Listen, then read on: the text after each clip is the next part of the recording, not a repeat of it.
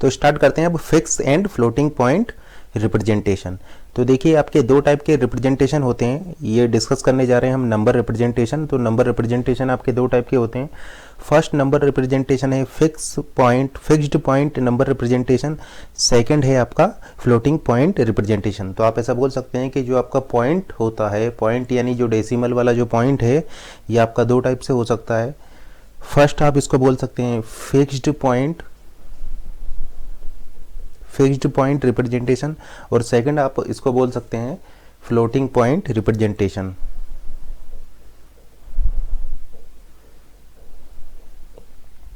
तो देखिए fixed point representation में क्या होता है कि आपका जो पॉइंट होता है वो फिक्स होता है। लेट से आपने लिखा 1.5, तो ये पॉइंट की पोजीशन यहाँ पर फिक्स रहेगी, ये चेंज नहीं होगी। लेट से आपने डेसिमल में लिखा हुआ है, ठीक है ना, या आपने बाइनरी में लिखा हुआ है 1.1, यहाँ पर आप क्या देख रहे हैं, इस डेसिमल की पोजीशन जो है वो फिक्स है। तो इस टाइप के रिप्रेजेंटेशन को बोलते हैं फिक्स्ड पॉइंट रिप्रेजेंटेशन, जिसमें कि आपका जो डेसिमल होता है उसकी पोजीशन जो है वो फिक्स होती है। तो इस पॉइंट की पोजीशन यहाँ पर फिक्स है, चेंज आपका नहीं हो रही है। सेकंड केस डिस्कस करते हैं फ्लोटिंग पॉइंट रिप्रेजेंटेशन। यहाँ पर जो आपका ये जो पॉइंट है ये फ्लोट करेगा, यानी मूवमेंट आपका ये करेगा, तो इसीलिए इसको बोला जाता है फ्लोटिंग पॉइंट रिप्रेजेंटेशन। क्योंकि कैलकुलेशन के टाइम पर जब आप इसको सॉल्व करेंगे तो कैलकुलेशंस के टाइम पर ये आपका जो डेसिमल है वो फ्लोट करता है। जैसे कि एग्जाम्पल से इसको देखते हैं, 150 को मैं लिख सकता हूँ 15.0 इंटू 10⁻1, और इसी को मैं लिख सकता हूँ 1.50 इंटू 10⁻2, और इसी को मैं लिख सकता हूँ 0.150 इंटू 10 क्यूब, ठीक है ना, और इसी को मैं लिख सकता हूँ 0.0150 इंटू 10⁻4, और इसी को मैं लिख सकता हूँ 1500 इंटू 10⁻⁻1, और इसी को मैं लिख सकता हूँ 1500 इंटू 10⁻⁻2, और यहाँ पर भी मैं इसको इस तरीके से लिख सकता हूँ 0.0 इंटू 10⁻⁻2। तो आप यहाँ पर क्या देख रहे हैं, आप यहाँ पर ये देख रहे हैं कि ये जो पॉइंट है ये फ्लोट कर रहा है, ठीक है ना। तो आप जब कैलकुलेशंस करेंगे तो कैलकुलेशंस के टाइम पर ये जो आपका पॉइंट है ये फ्लोट करेगा। तो इस टाइप के जो सिस्टम को हम बोलते हैं फ्लोटिंग पॉइंट, ठीक है ना। तो यहाँ पर हम स्टडी करने जा रहे हैं फ्लोटिंग पॉइंट रिप्रेजेंटेशन, जहाँ पर कि आपका जो ये पॉइंट है ये फ्लोट करेगा। तो और इस तरीके से आप चेंज इसको कर सकते हैं। तो ये जो फैक्टर जो आप देख रहे हैं इसको हम बोलते हैं स्केल फैक्टर। तो ये आपका जो है इसको हम बोलेंगे स्केल फैक्टर, ठीक है ना। तो ये जो फैक्टर्स हैं इनको हम बोलेंगे स्केल फैक्टर्स, ठीक है ना। तो इनको हम बोल सकते हैं फ्लोटिंग पॉइंट रिप्रेजेंटेशन, क्योंकि यहाँ पर जो पॉइंट है वो चेंज कर रहा है, या आप ऐसा बोल सकते हैं जो पॉइंट है वो फ्लोट कर रहा है। यहाँ पर एक चीज़ और नोट कीजिए कि अगर आप इस पॉइंट को लेफ्ट हैंड साइड की तरफ मूव करा रहे हैं, अगर इस पॉइंट को आप लेफ्ट हैंड साइड की तरफ मूव करा रहे हैं, तो लेफ्ट हैंड साइड की तरफ मूव कराने पर आपका ये स्केल फैक्टर बढ़ रहा है, ठीक है ना। क्योंकि अगर इस पॉइंट को आप लेफ्ट हैंड साइड की तरफ मूव कराएंगे तो ये नंबर आपका छोटा होगा, ये छोटा होगा तो स्केल फैक्टर आपका बड़ा हो जाएगा। और अगर आप इस पॉइंट को राइट हैंड साइड में अगर फ्लोट करा रहे हैं, जैसे कि देखिए हमने इसको राइट हैंड साइड की तरफ फ्लोट कराया है, ठीक है ना, डेसिमल को राइट हैंड साइड के तरफ फ्लोट कराया है, तो ये जो स्केल फैक्टर है ये आपका स्मॉल होता जाएगा। क्योंकि जब इस पॉइंट को आप राइट हैंड साइड की तरफ मूव कराएंगे तो ये टर्म आपका बड़ा हो जाएगा, तो इसको एडजस्ट करने के लिए आपका ये वाला जो टर्म है ये स्मॉल हो जाएगा। तो यहाँ पर आप क्या देख रहे हैं कि अगर इस पॉइंट को आप लेफ्ट हैंड साइड में मूव कराते हैं तो चूंकि ये आपका स्मॉल हो जाएगा, तो उसको मैनिपुलेट करने के लिए आपका ये स्केल फैक्टर आपका बढ़ जाएगा। जैसे कि देखिए इस पॉइंट को हम लेफ्ट हैंड साइड की तरफ मूव कराते आ रहे हैं तो ये आपका स्केल फैक्टर बढ़ता जा रहा है, क्योंकि ये नंबर छोटा होता जा रहा है तो स्केल फैक्टर बढ़ता जा रहा है ताकि आपका ये एडजस्ट होकर 150 आए। और अगर आप इस पॉइंट को राइट हैंड साइड की तरफ मूव कराएंगे, इस पॉइंट को जैसे कि देखिए राइट हैंड साइड में मूव करा रहे हैं, तो ये आपके चूँकि बढ़ जा रहा है तो इसको एडजस्ट करने के लिए आपका स्केल फैक्टर जो है वो स्मॉल होता जाएगा। तो अगर ये बढ़ेगा तो ये स्मॉल होगा, और अगर ये स्मॉल होगा तो ये लार्ज हो जाएगा, ताकि आपका ये मल्टीप्लिकेशन होने पर आपको ये सेम वैल्यू दे पाए। तो अगर आप पॉइंट को लेफ्ट हैंड साइड की तरफ मूव करेंगे तो स्केल फैक्टर आपका इंक्रीज होगा, और अगर आप इस पॉइंट को राइट हैंड साइड की तरफ मूव करेंगे तो फिर आपका स्केल फैक्टर डिक्रीज होगा। जैसे कि देखिए इस पॉइंट को हमने लेफ्ट हैंड साइड की तरफ मूव कराया, स्केल फैक्टर इंक्रीज हो रहा है। पॉइंट को हमने राइट हैंड साइड की तरफ मूव कराया है, स्केल फैक्टर डिक्रीज हो रहा है। तो आपका फ्लोट कर रहा है, इसीलिए इसको बोला जाता है फ्लोटिंग पॉइंट। अब देखिए एक क्वेश्चन यहाँ पर ये भी बन सकता है कि हम फ्लोटिंग पॉइंट रिप्रेजेंटेशन को यूज़ क्यों करते हैं। तो देखिए फ्लोटिंग पॉइंट रिप्रेजेंटेशन को आप यूज़ इसलिए करते हैं कि अगर आपको मान लीजिए बहुत बड़ा नंबर को या बहुत स्मॉल नंबर को अगर लेट से आपको स्टोर कराना है तो फिर उस केस में आपको फ्लोटिंग पॉइंट रिप्रेजेंटेशन यहाँ पर यूज़ करना पड़ेगा। तो हम ऐसा बोल सकते हैं floating point representation is use to store too big और टू स्मॉल नंबर्स, ठीक है ना। तो अगर आपका नंबर बहुत बड़ा है या नंबर बहुत छोटा है तो उस केस में आप फ्लोटिंग पॉइंट रिप्रेजेंटेशन की हेल्प से उसको ईजिली स्टोर करा सकते हैं। तो इसको हम एक एग्जांपल से समझ सकते हैं। लेट से एक नंबर हम लिख रहे हैं, लेट से नंबर है आपका 1567000000000। लेट से ये नंबर आपको स्टोर कराना है। तो अगर आप इस नंबर को स्टोर कराएंगे तो ये बाइनरी फॉर्म में स्टोर होगा। तो चूंकि बाइनरी फॉर्म में स्टोर होगा तो फिर आपका वहाँ पर जो स्टोरेज की रिक्वायरमेंट होगी वो ज़्यादा होगी, ठीक है ना। बिट्स आपको इसको स्टोर कराने में ज़्यादा लगेंगी, क्योंकि नंबर आपका बहुत बड़ा है तो उसको स्टोर कराने में आपको जो बिट्स लगेंगी वो बहुत ज़्यादा लगेंगी। लेकिन अगर आप इसको इस तरीके से लिख दें, देखिए इसको हम लिख सकते हैं 1567 इंटू 10 पावर 1 2 3 4 5 6 7 8 9। इसको मैं लिख सकता हूँ 1567 इंटू 10 पावर 9। अब देखिए यहाँ पर बेस मेरा क्या है, बेस मेरा है 10। इसका मतलब इस नंबर को स्टोर कराने के लिए मैं क्या करूँगा, 1567 को स्टोर करा दूंगा, केवल 1567 को स्टोर करा दूंगा और इस एक्सपोनेंट 9 को स्टोर करा दूंगा। यानी मैं ऐसा बोल सकता हूँ कि इस मेंटिसा और इस एक्सपोनेंट को मैं स्टोर करूँगा। तो देखिए मुझे जो बिट्स की जो अब रिक्वायरमेंट है वो अब काफ़ी कम लग रही है। यानी इतने बड़े नंबर को अगर मैं डायरेक्टली स्टोर करूँगा तो जो बिट्स की रिक्वायरमेंट होगी वो बहुत ज़्यादा होगी। लेकिन अगर इसको मैं इस तरीके से लिख देता हूँ, इस फॉर्म में लिख देता हूँ, तो अब जो मुझे स्टोर कराना है वो केवल 1567 को स्टोर कराना है और इस 9 को स्टोर कराना है। तो स्टोरेज की रिक्वायरमेंट मेरी अब रिड्यूस हो गई, या मैं ऐसा बोल सकता हूँ कि अब कम बिट्स का यूज़ करके मैं बहुत बड़े नंबर को भी स्टोर कर सकता हूँ। तो इसीलिए मैं यहाँ पर फ्लोटिंग पॉइंट रिप्रेजेंटेशन यूज़ कर रहा हूँ, ताकि बहुत बड़े नंबर्स या बहुत छोटे नंबर्स को मैं इस फॉर्मेट में लिख करके ईजिली उनको कम स्टोरेज में उसको स्टोर कर पाऊँ, कम बिट्स का यूज़ करते हुए उनको स्टोर कर पाऊँ।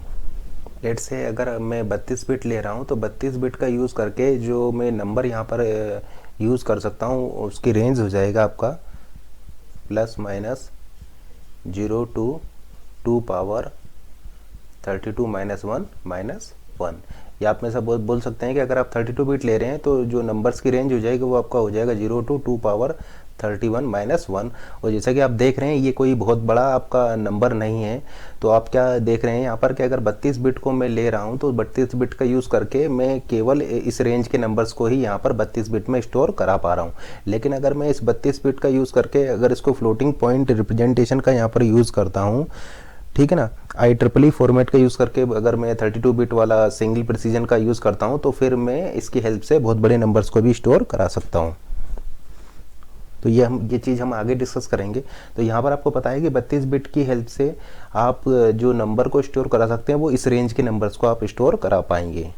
तो जैसे कि आपको पता होगा कि 2 पावर 10 आपका क्या होता है, अप्रोक्सीमेट ये आपका होता है 10 क्यूब। 2 पावर 10 अप्रोक्सीमेट 10 क्यूब के इक्वल होता है। तो ये यहाँ पर क्या आ रहा है आपका, यहाँ पर अराउंड 2 पावर 31 आ रहा है। तो आप इसको बोल सकते हैं 2 इंटू 2 पावर 30 यानी which is equal to 2 into, इसको मैं लिख सकता हूँ 10। हम इसको आगे आपको एक्सप्लेन करेंगे कि अगर आप IEEE फॉर्मेट यूज़ कर रहे हैं और फ्लोटिंग पॉइंट का यूज़ कर रहे हैं और वहाँ पर अगर आप इस 32 बिट का लेते हैं, ठीक है ना, तो आगे हम एक्सप्लेन करेंगे कि अगर आप IEEE फॉर्मेट को यूज़ करते हैं और 32 बिट में का अगर आप में 32 बिट का अगर आप floating point single precision representation अगर मान लीजिए आप यूज़ करते हैं तो वहाँ पर जो उसका ऑर्डर आएगा या स्केल फैक्टर का ऑर्डर आएगा वो अप्रोक्सीमेट 2 पावर -126 से लेकर के 2 पावर +127 तक होगा। तो ये इस चीज़ को हम आगे डिस्कस करेंगे, जिसके कि अगर आप डेसिमल इक्विवेलेंट निकालेंगे तो इसका डेसिमल इक्विवेलेंट हो जाएगा आपका 10⁻⁻38। तो जैसे कि आप यहाँ पर देख पा रहे हैं कि अगर आप इसको डायरेक्टली स्टोर करा रहे हैं, अगर 32 बिट को में अगर आप नंबर को डायरेक्टली स्टोर करा रहे हैं तो रेंज आपकी काफ़ी स्मॉल है, नंबर्स की जो रेंज है वो काफ़ी स्मॉल है। लेकिन अगर आप फ्लोटिंग पॉइंट रिप्रेजेंटेशन का यूज़ कर रहे हैं और अगर सेम 32 बिट को ले रहे हैं तो रेंज आपकी काफ़ी बढ़ जा रही है।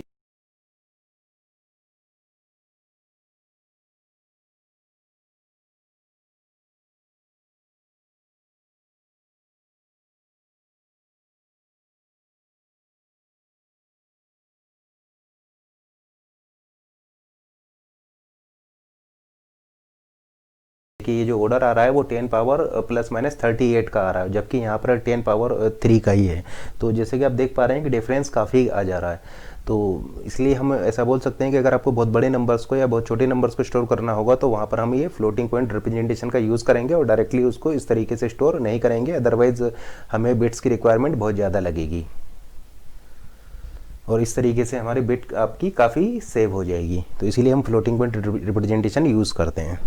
अब यहाँ पर एक चीज़ और डिस्कस करते हैं कि देखिए नॉर्मलाइजेशन से क्या मतलब होता है, या एक नंबर को आप नॉर्मलाइज किस तरीके से करेंगे। तो देखिए सबसे पहले हम डेफिनेशन बताते हैं नॉर्मलाइजेशन क्या होता है। तो आप ऐसा बोल सकते हैं, when the decimal point is placed to the right of the first non zero significant digit the number is said to be normalized. आपका नंबर है 56.23, तो ये अभी नॉर्मलाइज नहीं है। तो इसको नॉर्मलाइज करने के लिए आप क्या करेंगे, इस डेसिमल को इधर शिफ्ट कीजिए, यानी आप ऐसा बोल सकते हैं 5। तो इसको नॉर्मलाइज करने के लिए आप डेसिमल को इस साइड शिफ्ट कीजिए, तो आप इसको बोल सकते हैं ये आपको हो जाएगा 5.623 इंटू 10⁻1। तो अब ये आपका नॉर्मलाइज हो चुका है। ये आपने लिखा है 123.56, तो ये इंटू 10⁻1। इसको नॉर्मलाइज करेंगे, तो नॉर्मलाइज करने के लिए क्या करना पड़ेगा आपको, इस डेसिमल को यहाँ पर शिफ्ट करना पड़ेगा। तो डेसिमल को शिफ्ट करते हैं तो ये आपको हो जाएगा 1.2356। अब देखिए डेसिमल को आपने लेफ्ट हैंड साइड में शिफ्ट किया है, तो आपका ये स्मॉल हो जाएगा, तो आपका ये वाला फैक्टर आपका बढ़ जाएगा। तो देखिए कितना शिफ्ट किया आपने, 1 2 से शिफ्ट किया है, तो ये 2 से इंक्रीज हो जाएगा, यानी 2 से इंक्रीज होकर के ये आपका 3 हो जाएगा। तो ये नॉर्मलाइज नहीं है, लेकिन इसको आप इस तरीके से नॉर्मलाइज कर सकते हैं। तो देखिए नॉर्मलाइजेशन की हमने डेफिनेशन क्या बोला था, when the decimal point is placed to the right of the first non zero significant digit. When the decimal point is placed to the right side of the first non-zero significant digit, the number is said to be normalized। तो यहाँ पर भी आप ऐसा बोल सकते हैं कि जो डेसिमल है वो आपका first non zero significant digit के राइट हैंड साइड में है, ठीक है ना। या आप ऐसा बोल सकते हैं कि यहाँ पर जो है डेसिमल से पहले जो है आपका वो जो होना चाहिए वो सिग्निफिकेंट डिजिट होनी चाहिए, और वो सिग्निफिकेंट डिजिट आपका नॉन जीरो होना चाहिए, ठीक है ना। तो डेसिमल से जस्ट पहले आपका एक सिग्निफिकेंट डिजिट होना चाहिए, नॉन जीरो सिग्निफिकेंट डिजिट होना चाहिए। तो आप उसको आप बोल सकते हैं कि वो नंबर आपका नॉर्मलाइज फॉर्म में आ चुका है, ठीक है ना। तो हम बोल सकते हैं decimal point is placed to the right of the first non zero significant digit. Decimal point is placed to the right of the first non-zero significant digit, the number is said to be normalized। करने के लिए आप इसको इस तरीके से shift करके इसको नॉर्मलाइज कर सकते हैं। नंबर हम लिख रहे हैं, लेट से नंबर है आपका 6.0247 इंटू 10⁻23। तो यहाँ पर कितनी सिग्निफिकेंट डिजिट है, तो देखिए 1 2 3 4 5 आपकी 5 सिग्निफिकेंट डिजिट है, और 10⁻23 इसको हम बोलेंगे स्केल फैक्टर। इसी तरीके से लेट से एक और एग्जांपल लेते हैं, 7.3000 इंटू 10⁻14। तो क्या आप मुझे बता सकते हैं यहाँ पर कितनी सिग्निफिकेंट डिजिट है। तो यहाँ पर भी आप ऐसा बोल सकते हैं 1 2 3 4 5, यानी आपकी टोटल 5 सिग्निफिकेंट डिजिट है, और 10⁻14 जो है वो आपका स्केल फैक्टर है। या आपने लिखा -1.0341 इंटू 10⁻², तो यहाँ पर 10⁻² आपका स्केल फैक्टर है, और आपकी 5 सिग्निफिकेंट बिट है 1 2 3 4 एंड 5 आपके यहाँ पर सिग्निफिकेंट डिजिट है। एक नंबर हम लिख रहे हैं डेसिमल में, लेट से नंबर है आपका 56.23, और ये आपका डेसिमल में है। तो क्या आप मुझे बता सकते हैं ये नॉर्मलाइज्ड किस तरीके से करेंगे आप। तो देखिए नॉर्मलाइज आप इसको लिख सकते हैं 5.623। अब चूंकि डेसिमल है तो यहाँ पर बेस हो जाएगा आपका 10⁻1। तो इस तरीके से आप इसको नॉर्मलाइज यहाँ पर कर सकते हैं। और लेट से आपका अगर नंबर हेक्साडेसिमल में होता, नंबर लेट से आपका है 00AB9C, ठीक है ना। तो इसका नॉर्मलाइज फॉर्म क्या हो जाता, तो हमने क्या बोला था आपको कि डेसिमल जो होगा वो राइट साइड में होगा नॉन जीरो सिग्निफिकेंट बिट के। तो देखिए ये तो आपकी 0 बिट्स हो जाएगी, यानी इसको मैं सिंपली इस तरीके से भी लिख सकता हूँ AB9C, ठीक है ना, क्योंकि ये 0 जो है ये आपका हमें सिग्निफिकेंट बिट लेना है और वो सिग्निफिकेंट बिट आपका नॉन जीरो होना चाहिए। तो इसको मैं हटा भी सकता हूँ, कोई फ़र्क यहाँ पर नहीं पड़ता है जीरो को ऐड करने से, ठीक है ना। तो इसको अब ये हेक्साडेसिमल नोटेशन में है तो इसको लिख सकता हूँ 16 पावर 0, क्योंकि बेस मेरा हो जाएगा यहाँ पर 16, क्योंकि ये हेक्साडेसिमल नोटेशन में। अब डेफिनेशन क्या थी कि आपका जो डेसिमल होगा वो राइट हैंड साइड में होगा नॉन जीरो सिग्निफिकेंट डिजिट के। तो नॉन जीरो सिग्निफिकेंट डिजिट क्या है यहाँ पर, नॉन जीरो सिग्निफिकेंट डिजिट है आपका ए। तो आप ऐसा बोल सकते हैं कि ए के राइट हैंड साइड में होगा, यानी first non zero significant digit के राइट हैंड साइड में होगा आपका डेसिमल, तब आप बोलेंगे कि वो नंबर आपका नॉर्मलाइज है। तो यहाँ पर first non zero significant digit है आपका ए, तो first non zero significant digit के बाद में आप डेसिमल को लगा दीजिए, तो आपका हो जाएगा ए बी 9C। और आपने डॉट को कितना शिफ्ट किया है, 1 2 एंड 3 शिफ्ट किया है, तो आप इसको लिख देंगे 16 क्यूब। अभी आपका नंबर जो है ये नॉर्मलाइज हो चुका है। इसी तरीके से लेट से आपके पास नंबर ऑक्टल में है और ऑक्टल में नंबर जो है वो है 0123.456। इसको आप नॉर्मलाइज कैसे करेंगे, ये नंबर है आपका ऑक्टल में। तो इसको देखिए नॉर्मलाइज आप ऐसे करेंगे कि आप यहाँ पर देखिए first non zero significant bit क्या है, first non zero significant bit है आपका 1, यानी इसको मैं लिख सकता हूँ 1.23456 इंटू 8 पावर, देखिए कितना शिफ्ट किया है मैंने 1 एंड 2 शिफ्ट किया है 8 स्क्वायर। तो इस नंबर को अगर मैं नॉर्मलाइज करूँगा तो मुझे ये मिल जाएगा। ये लेट से मेरे पास है 1 2 3 और ये मेरा ऑक्टल में है, तो इसको नॉर्मलाइज करने पर मुझे क्या मिलेगा, तो देखिए 1 2 3 इंटू, देखिए कितना मैंने शिफ्ट किया है 2 से शिफ्ट किया है, तो मैं लिख दूंगा इसको 8 स्क्वायर। तो इस तरीके से मैं इसको नॉर्मलाइज यहाँ पर कर सकता हूँ। या लेट से ये मेरा होता 0.0123 और ये मेरा ऑक्टल में होता, और फिर मैं आपसे पूछता कि इसको आप नॉर्मलाइज किस तरीके से करेंगे। तो देखिए first non zero significant bit क्या है, first non zero significant bit है 1, यानी आप इसको बोल सकते हैं 1.23 इंटू 8 पावर, देखिए कितना शिफ्ट किया है आपने 1 एंड 2, यानी 2 से शिफ्ट किया है, 1 एंड 2 से शिफ्ट किया है, और आप राइट हैंड साइड में शिफ्ट कर रहे हैं।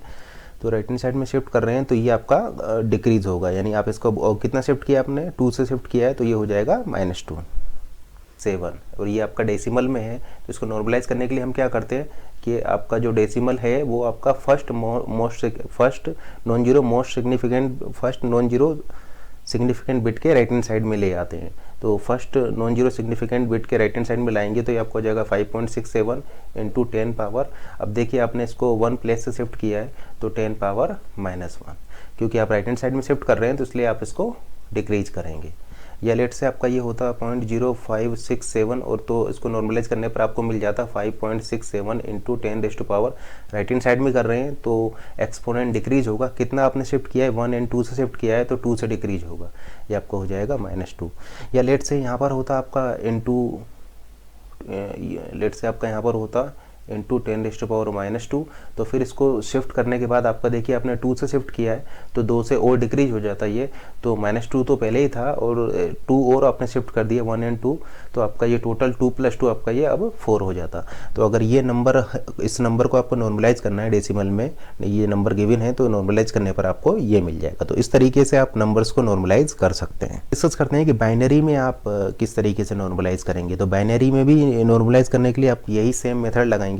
तो लेट्स से बाइनरी में अगर आपका होता 0 0 1 0 0 1 0, तो इसको आप नॉर्मलाइज किस तरीके से कर सकते हैं। तो इसको नॉर्मलाइज करके आप लिख सकते थे 1.0010। अब देखिए आपने कितना शिफ्ट किया है, ये जो है फर्स्ट आपका नॉन जीरो सिग्निफिकेंट डिजिट है आपका यहाँ पर 1, तो आपने इसको मैं सिंपली ये भी लिख सकता हूँ 10010, क्योंकि first non zero significant bit जो है वो मेरा 1 है, इंटू बेस मेरा क्या है यहाँ पर, चूँकि बाइनरी ले रहा हूँ तो बेस मेरा हो जाएगा 2। तो मैंने कितना शिफ्ट किया है डेसिमल को, तो देखिए 1 2 1 2 3 एंड 4, मैंने 4 से शिफ्ट किया है तो मैं यहाँ पर लिख दूंगा 4, और लेफ्ट हैंड साइड में शिफ्ट कर रहा हूँ तो ये उसको मुझे यहाँ पर 4 से मैं उसको इंक्रीज कर दूंगा। तरीके से मैं इस बाइनरी नंबर को यहाँ पर नॉर्मलाइज कर सकता हूँ। मेरा नंबर हो बाइनरी में नंबर होता 10.001, इसको मैं किस तरीके से नॉर्मलाइज करता, तो देखिए इस डेसिमल को मैं यहाँ पर शिफ्ट करता तो मुझे मिल जाता 1.0001 इंटू टू मेरा क्या है यहाँ पर बेस है, कितना शिफ्ट किया है मैंने 1 से शिफ्ट किया है, लेफ्ट हैंड साइड में शिफ्ट कर रहा हूँ, तो एक्सपोनेंट मेरा इंक्रीज होगा, यानी ये हो जाएगा 2 पावर 1। तो ये मेरा इस तरीके से मैं इसको नॉर्मलाइज यहाँ पर कर सकता हूँ।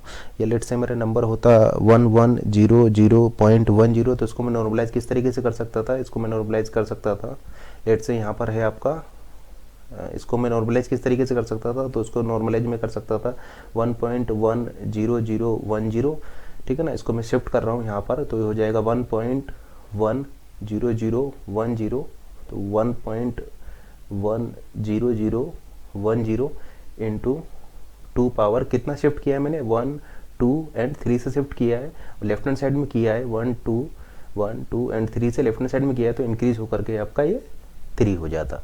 और लेट से यहाँ पर पहले से गिवन होता 2 पावर -2 पहले से आपका गिवन होता, तो फिर आप इसको शिफ्ट कर रहे हैं 3 से, तो -2 + 3 आपका होकर के ये क्या हो जाता, -2 + 3 होकर के आपका 1 हो जाता। या लेट से आपका यहाँ पर पहले से स्क्वायर गिवन होता, ठीक है ना। और फिर आप इसको नॉर्मलाइज कर रहे हैं, तो नॉर्मलाइज करने के बाद आपने इसको कितना शिफ्ट किया है 1 2 एंड 3 से शिफ्ट किया है, तो 3 + 2 आपका यहाँ पर फिर ये 5 हो जाता। तो इस तरीके से आप बाइनरी में नंबर्स को नॉर्मलाइज कर सकते हैं। तो आप यहाँ पर क्या देख रहे हैं, ये जो पार्ट है इस पार्ट को हम बोलते हैं मेंटिसा, तो ये आपका मेंटिसा वाला पार्ट हो जाएगा, और इसको हम बोलते हैं यहाँ पर एक्सपोनेंट। तो आप यहाँ पर क्या देख रहे हैं कि नंबर कुछ आपका इस टाइप से आ रहा है 1 point mantissa into base power exponent. तो बाइनरी के केस में बेस क्या हो जाएगा, बेस आपका हो जाएगा 2, तो आप ऐसा बोल सकते हैं 1 point mantissa into 2 power exponent. और 2 क्या है यहाँ पर बाइनरी के केस में 2 मेरा यहाँ पर रेडिक्स या बेस होगा, बाइनरी में बेस हो जाएगा मेरा यहाँ पर 2। तो मैं इस फॉर्मेट में फ्लोटिंग पॉइंट वाले नंबर्स को रिप्रेजेंट यहाँ पर इस तरीके से मैं कर रहा हूँ। तो इसीलिए मैंने बोला है यहाँ पर कि बाइनरी में मैं यहाँ पर ये नॉर्मलाइजेशन वाला मेथड यहाँ पर यूज़ कर रहा हूँ, यानी मैं नंबर्स को पहले नॉर्मलाइज कर ले रहा हूँ। तो नॉर्मलाइज करने के बाद मेरा जो नंबर होगा वो 1.m वाली फॉर्मेट में आ जाएगा, ठीक है ना, बाइनरी के केस में। क्योंकि देखिए बाइनरी केस में आपके 2 ही डिजिट हो सकती है, बाइनरी के केस में आपका या तो डिजिट 0 होगी या 1 होगी। और हमने क्या बोला है, हमने ये बोला है कि जो आपका first non zero significant digit, तो 0 को तो आप लेंगे नहीं, तो first non zero significant digit आपकी क्या हो जाएगी, डेफिनेटली वो आपका केवल 1 ही होगी, 0 तो हो नहीं सकती। तो first non zero significant digit हो जाएगी आपकी 1 बाइनरी के केस में, और पॉइंट इसके बाद आप चूंकि नॉर्मलाइज लिख रहे हैं तो रिमेनिंग बिट्स आपका यहाँ पर आ जाएगी, जिसको कि हम बोल रहे हैं मेंटिसा। तो यहाँ पर जो फॉर्मेट आपको बनेगा वो इस टाइप से बनेगा 1.m into base power exponent. इसको हम बोल सकते हैं कि आपने उसको नंबर्स को नॉर्मलाइज कर लिया, बाइनरी को आपने बाइनरी नंबर को इस तरीके से आप नॉर्मलाइज कर सकते हैं। या आप इसको हिडन 1 मेथड भी बोल सकते हैं, क्योंकि देखिए यहाँ पर ये जो 1 जो है वो आपका हिडन है, क्योंकि यहाँ पर इस 1 को हम स्टोर कराने नहीं जा रहे हैं। हम किसकी चीज़ को स्टोर कराएंगे, हम यहाँ पर मेंटिसा और इस एक्सपोनेंट को स्टोर कराएंगे, ठीक है ना। देखिए बाइनरी के केस में बेस तो आपका फिक्स है, बेस आपका हो जाएगा 2, और मेंटिसा आपका है m, और एक्सपोनेंट है आपका e। और ये हमें पता है कि नॉर्मलाइजेशन अगर हम नंबर्स का करेंगे, बाइनरी नंबर्स का अगर हम नॉर्मलाइजेशन कर रहे हैं, तो डेफिनेटली जो उनका फॉर्मेट आने वाला है वो फॉर्मेट आपका 1.m फॉर्म में आने वाला है। यानी यहाँ पर डेफिनेटली आपका 1 ही हो सकता है, क्योंकि बाइनरी है तो 2 ही वैल्यू हो सकती है, 0 और 1। 0 यहाँ पर हो नहीं सकता, हमें लेना है नॉन जीरो सिग्निफिकेंट डिजिट, तो यहाँ पर केवल 1 ही हो सकता है। तो इस 1 को हमें स्टोर कराने की जरूरत नहीं है, हमें पहले से पता होगा कि यहाँ पर आपका 1 रहा होगा, तो आप केवल m और e को स्टोर करा लीजिए। और अगर आपको वो नंबर फिर से चाहिए, तो वो नंबर जनरेट करने के लिए आप n इक्वल टू, लेट से वो नंबर आपको फिर से जनरेट करना है, तो आप डायरेक्टली लिख सकते हैं 1.m into base power exponent. तो इस तरीके से आप उस नंबर को जनरेट कर सकते हैं। तो इसीलिए इस मेथड को बोला जाता है हिडन 1 या डिस्कार्ड 1 मेथड, क्योंकि यहाँ पर आप इस 1 को स्टोर नहीं करा रहे हैं। और या फिर आप इसको बोल सकते हैं कि आपने नंबर को नॉर्मलाइज कर दिया है। तो IEEE नोटेशन में हम ये हिडन 1 या ये नॉर्मलाइजेशन वाला मेथड को ही हम यहाँ पर यूज़ कर रहे हैं। तो IEEE फॉर्मेट में आपका ये हिडन 1 या ये नॉर्मलाइजेशन वाला मेथड हम यूज़ करेंगे। तो पहले हम नंबर को नॉर्मलाइज करेंगे, देन उसको रिप्रेजेंट करेंगे। तो यहाँ पर हम सबसे पहले नंबर को नॉर्मलाइज करेंगे, एंड नॉर्मलाइज करने के बाद फिर हम उसको IEEE रिप्रेजेंटेशन में उसको रिप्रेजेंट करेंगे।